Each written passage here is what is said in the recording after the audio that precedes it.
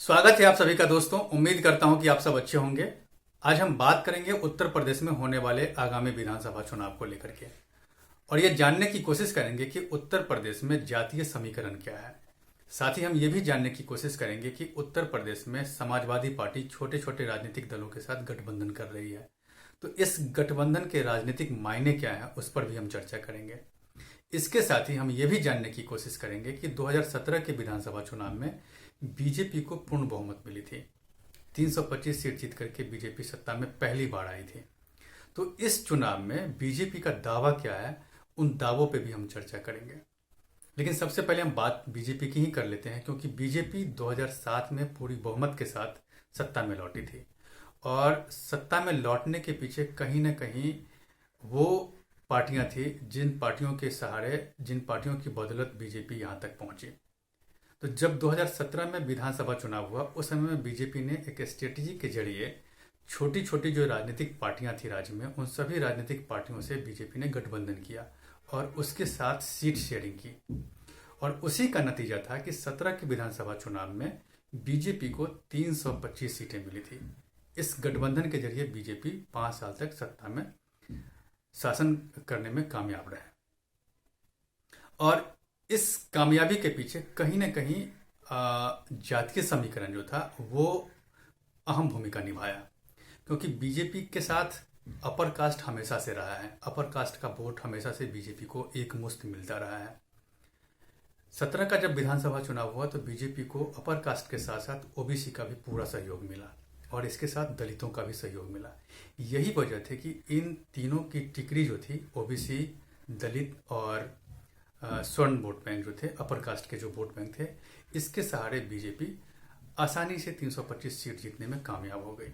ऐसा ही कुछ अखिलेश यादव के साथ भी हुआ। जब वो सत्ता में आए थे 5 साल तक अखिलेश यादव भी रहे और मायावती भी जब सत्ता में 5 साल तक रही, तो इसके पीछे ओबीसी वोट बैंक, दलित वोट बैंक का अहम योगदान था। अगर ये वोट बैंक अगर किसी पार्टी को ना मिले राज्य में, उत्तर प्रदेश में खास करके, तो संभव नहीं है कि कोई राजनीतिक पार्टी 5 साल तक पूर्ण बहुमत के साथ सत्ता चला ले। तो इस चुनाव में, 17 के चुनाव में ओबीसी वोट बैंक की जो भूमिका थी वो बहुत ही महत्वपूर्ण थी। मतलब ऐसा कहा जाता है कि अगर आपको उत्तर प्रदेश में सत्ता पाना है तो उसका रास्ता जो है ओबीसी वोट बैंक के जरिए ही पहुंचता है। अगर ओबीसी वोट बैंक किसी भी पार्टी को पूरी बहुमत के साथ अगर मिल जाए, पूरा मिल जाए, तो इसमें कोई दो राय नहीं है कि वो पार्टी आसानी से उत्तर प्रदेश की सत्ता में पहुंच सके। क्योंकि उत्तर प्रदेश में सिर्फ और सिर्फ ओबीसी वोट बैंक जो है वो 40% है और 40% वोट बैंक अगर एक मुश्त किसी भी पार्टी को मिलती है तो वो आसानी से उत्तर प्रदेश की सत्ता में काबिज हो सकती है। मंडल कमीशन की एक रिपोर्ट की अगर माने तो देश में 50% से ज़्यादा ओबीसी वोट बैंक है। तो अगर केंद्र में भी अगर किसी की सरकार बनती है तो उसमें ओबीसी जो वोट बैंक है उसकी भूमिका जो है बहुत ही महत्वपूर्ण होती है। तो वैसा ही कुछ 2017 के विधानसभा चुनाव में उत्तर प्रदेश में हुआ कि ओबीसी का वोट बैंक जो था वो पूरा एक मुश्त और दलितों का वोट बैंक भी जो है वो बीजेपी को मिला और यही वजह थी कि बीजेपी को 325 सीट जीतने में आसानी से सफलता मिल गई। लेकिन अभी 2022 का चुनाव अगले 2 महीने के बाद होना है और इस चुनाव से पहले का जो थोड़ा सा समीकरण है वो थोड़ा सा बिखरा बिखरा लग रहा है, क्योंकि बीजेपी के साथ जो कुछ राजनीतिक पार्टियां थी, जो छोटी छोटी पार्टियां जो थी, जिनके साथ 2017 के चुनाव में बीजेपी ने गठबंधन किया था, तो इस चुनाव में वो या तो नाराज है या फिर पार्टी बीजेपी के साथ गठबंधन तोड़ करके और अखिलेश यादव के साथ चली गई है। इसके साथ साथ किसान आंदोलन के कारण जो है सो राजनीतिक विश्लेषकों का ऐसा मानना है कि वेस्टर्न यूपी जो है वहाँ पर बीजेपी को नुकसान हो सकता है, क्योंकि पिछले विधानसभा चुनाव में बीजेपी को वेस्टर्न यूपी से 100+ सीटें मिली थी। तो स्वाभाविक सी बात है कि 100+ सीट जो मिली तो वो सीट कभी न कभी कहीं ना कहीं समाजवादी पार्टी और क्या कहते हैं कि आरएलडी का वोट बैंक हुआ करता था। तो वही वोट बैंक जो है जाट वोट बैंक, खास करके जो आरएलडी का हुआ करता था, वो वोट बैंक बीजेपी को मिली। लेकिन अभी वही जाट नाराज है किसान आंदोलन को लेकर के। तो ऐसा राजनीतिक विश्लेषकों का मानना है कि मतलब जाटों की नाराजगी की वजह से इस बार वेस्टर्न यूपी में बीजेपी की सीटें कम हो सकती है। हालांकि देखिए अभी किसान आंदोलन ऑलमोस्ट खत्म हो गया है। कुछ मुद्दे रह गए हैं जिस पर चर्चा हो रही है और उम्मीद है कि चुनाव से पहले उसका भी समाधान हो जाएगा। तो खैर, ये तो अभी सिलसिला चल रहा है, इसमें थोड़ा सा वक्त है। हालांकि बीजेपी का ये दावा है कि इस चुनाव में भी बीजेपी जो है सो 300 प्लस सीट जीत करके वो सत्ता में वापसी करेगी। जबकि अभी तक का जो उत्तर प्रदेश का रिकॉर्ड है, उत्तर प्रदेश में कोई भी सरकार दोबारा रिपीट नहीं हुई है। लेकिन इस बार बीजेपी का दावा है कि वो हम 300 प्लस सीट जीत करके हम वापस सत्ता में आएंगे। अब बात हम अखिलेश यादव की कर लेते हैं, समाजवादी पार्टी की। क्योंकि अखिलेश यादव भी 2014, उसके बाद 2017, फिर 2019, ये जो साल था ना इनका, वो इन्होंने बीजेपी के खिलाफ काफ़ी एक्सपेरिमेंट किया उत्तर प्रदेश में। लेकिन उस एक्सपेरिमेंट में अखिलेश यादव को कहीं भी कामयाबी नहीं मिल पाई।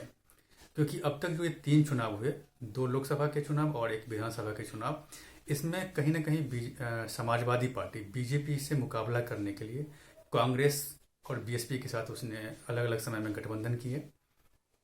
लेकिन वो गठबंधन जो है वो जिस सोच के साथ किया गया, वो उसका रिजल्ट नहीं मिला। और यही वजह है कि इस बार का जो गठबंधन है समाजवादी पार्टी का, थोड़ा सा अलग है। और कहीं ना कहीं लग रहा है कि ये गठबंधन ठीक वैसा ही है जैसा 2017 में बीजेपी ने किया था। वैसा ही कुछ गठबंधन अखिलेश यादव इस बार कर रहे हैं। क्योंकि अखिलेश यादव ने अभी तो चुनाव की शुरुआत ही हुई है, लेकिन उन्होंने पहले ही साफ कर दिया था कि इस बार हम किसी भी बड़ी पार्टी के साथ गठबंधन नहीं करेंगे, चाहे वो कांग्रेस हो चाहे वो बीएसपी हो। तो इस बार अखिलेश यादव बीजेपी के रास्ते पे चलते हुए वो छोटी छोटी राजनीतिक पार्टियां जो हैं, जो राज्य में है, उसके साथ गठबंधन कर रही है। और वो भी पार्टी जो बीजेपी से नाराज होकर के गठबंधन तोड़ ली है, उसके साथ अखिलेश यादव गठबंधन उन्होंने किया है।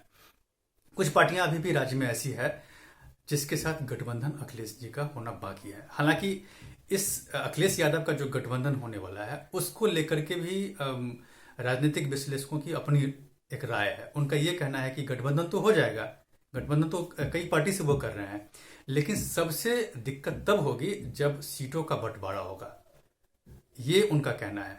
तो अभी सीटों की बंटवारे की अगर हम बात करें तो सिर्फ एक पार्टी है जिसके बारे में थोड़ा थोड़ा साफ है कि वेस्टर्न यूपी से आरएलडी जो है जयंत चौधरी, उनको क्लियर कर दिया गया कि आपको 36 सीटें मिलेंगी। तो सिर्फ एक आरएलडी को, राष्ट्रीय लोकदल को, ये क्लियर है कि 36 सीटें उसको वेस्टर्न यूपी से समाजवादी पार्टी देगी। लेकिन पार्टी जो छोटी छोटी पार्टियां हैं जिसके साथ अखिलेश यादव अभी गठबंधन उन्होंने किया है और कुछ के साथ करना है, उनके साथ क्या होगा।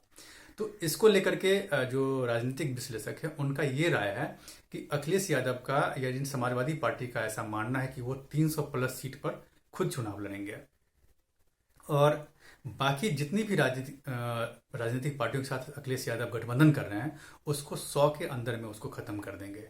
यानी कि जिन पार्टियों का जितना जनाधार है, जो वोट बैंक है, उसके हिसाब से उसको सीट देंगे। और उम्मीद है कि उनका गठबंधन हो जाएगा। ऐसा नहीं है कि नहीं होगा, थोड़ा बहुत इधर होगा तो अखिलेश यादव इस चीज को मैनेज करेंगे। तो ये गठबंधन बेसिकली चल रहा है अखिलेश यादव का। अब देखना यह है कि अखिलेश यादव इस गठबंधन में कितना कामयाब हो पाते हैं, क्योंकि उनका पिछला रिकॉर्ड अगर देखा जाए तो रिकॉर्ड अभी तक खराब रहा है। इस चीज को अखिलेश यादव भी मान रहे हैं। तो इस बार क्या होगा उस पर अखिलेश यादव जो कर रहे हैं उस पर सभी की नजर बनी हुई है। अब अगर हम बात कर लें कांग्रेस की और बीएसपी की, तो कांग्रेस का जनाधार तो ऑलमोस्ट खत्म हो चुका है। और अब तक का जो रिकॉर्ड रहा है कि कांग्रेस किसी भी राज्य में जब तक उसे गठबंधन नहीं हुआ है तो गठबंधन के सहारे ही वो किसी न किसी पार्टी से गठबंधन हुआ है और उसी के सहारे वो कुछ सीट पाने में वो कामयाब रही है। तो इस चुनाव में उसके लिए भी चुनौती है कि 403 सीट जो है विधानसभा का, उस पर अगर वो अकेले लड़ते हैं तो उनको कितनी सीटें मिलती है। और प्रियंका गांधी के लिए भी ये नाक का सवाल है, क्योंकि प्रियंका गांधी ही लीड कर रही है उत्तर प्रदेश में। तो ये देखना है कि उत्तर प्रदेश में कांग्रेस का क्या हाल रहता है अकेले लड़ने पर। अब समाजवादी पार्टी की अगर हम बात करें तो समाजवादी पार्टी, माफ कीजिएगा, बीएसपी की अगर हम बात करें तो मायावती के साथ अभी क्या है कि ऑलमोस्ट उनके बहुत सारे विधायक जो छोड़ करके और दूसरी पार्टी में शामिल हो गए, या तो वो बीजेपी में शामिल हो गए या फिर वो समाजवादी पार्टी में शामिल हो गए हैं, तो उनकी स्थिति भी बहुत अच्छी नहीं है। हालांकि उन्होंने भी दावा किया कि वो 403 सीट पर वो लड़ेंगे, पूरी सीट पर लड़ने की बात उन्होंने की है। तो इस चुनाव में उनका भी वो क्लियर हो जाएगा कि वो कितने पानी में है। हालांकि पिछले चुनाव में भी उनका बहुत अच्छा रिजल्ट नहीं रहा था। तो इस बार जब अकेले लड़ेंगे तो अकेले में ये देखना है कि दलित वोट बैंक जो है उनका उनके साथ है या नहीं है, इस पर सबकी नज़र बनी हुई है। तो ये है। तो अब ये तो हो गई हमारी राजनीतिक पार्टियों की बात। अब हम जो जातीय समीकरण है उत्तर प्रदेश में, उसके बारे में भी हम चर्चा करना जरूरी समझते हैं, क्योंकि उत्तर प्रदेश में ओबीसी वोट बैंक जो है वो 40% है। इसके बाद 18% मुस्लिम वोट बैंक है, 12% जाटव वोट बैंक है, 10% जो है वो यादव वोट बैंक है, और 18% जो वोट बैंक है वो अगड़ी जातियों का है, जिसमें तमाम अगड़ी जातियां हैं वो उसमें शामिल हैं। तो अब ये जो 40% जो आपका वोट बैंक है ओबीसी का, उस ओबीसी वोट बैंक पर कमोबेश सभी पार्टियों की नज़र बनी हुई है। और ये जो ओबीसी वोट बैंक है वो आपको मैं क्लियर कर दूं कि 10% जो है प्रदेश में यादवों का वोट बैंक है, और ये यादवों का वोट बैंक आपको अखिलेश यादव को ही जाता है। वो वोट बैंक कभी भी जो नहीं बटा। यादवों के बाद अगर हम बात करें तो कुर्मी का वोट बैंक जो है सो राज्य में 6 से 12% है। इसके बाद मौर्य और कुशवाहा का वोट बैंक राज्य में 7 से 10% के आसपास है। इसके बाद मल्लाह की बात करें तो मल्लाह का वोट बैंक राज्य में 6% है, और लोधी जो समुदाय के जो लोग हैं उनका वोट बैंक राज्य में 10% है। तो ये सारे वोट बैंक हैं। बाकी और भी छोटी छोटी जातियां हैं जिनका अलग अलग वोट बैंक है, लेकिन ये प्रमुख जातियां हैं जिनके वोट बैंक ज़्यादा हैं, जिनका असरदार वोट बैंक है। इस वोट बैंक पे सभी राजनीतिक पार्टियों की नज़र है, चाहे वो बीजेपी हो, समाजवादी पार्टी हो, कांग्रेस हो या फिर बीएसपी हो। तो अब ये देखना है कि ये वोट बैंक इस बार किस पार्टी को एकमुश्त वोट करती है, क्योंकि यही वोट बैंक जो है किसी भी पार्टी को राज्य की सत्ता तक पहुंचाएगी। तो मेरी नज़र इस पर बनी हुई है। आपको अगर मेरा ये वीडियो पसंद आए तो आप इसे लाइक, शेयर और सब्सक्राइब जरूर करें। धन्यवाद।